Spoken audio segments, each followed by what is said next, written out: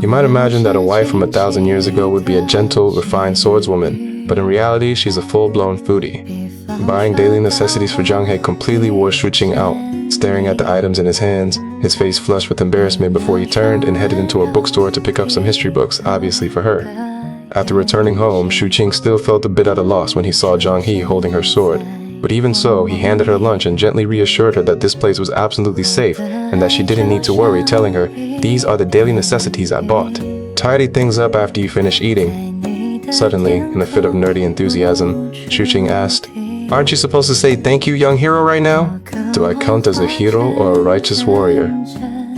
Zhang He looked at him as if he were an idiot, her eyes full of confusion.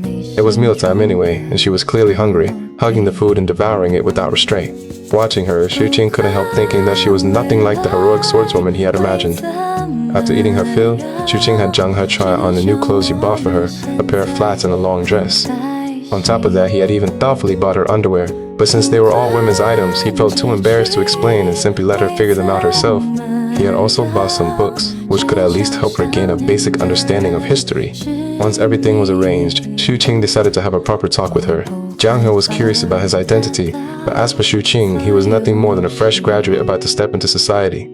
As Zhang He flipped through the history book in her hands, one illustration caught her eye, and perhaps overcome by memories, tears began to well up in her eyes. Shu Qing didn't know how to comfort her, so he quickly changed the subject and asked how she had come to this world. Zhang He said she had been chasing a petty thief, got lost in the woods, and then saw those towering buildings. Shu Qing comforted her by saying that since she was already here, she should make the best of it because only by living well would there be any chance of going back.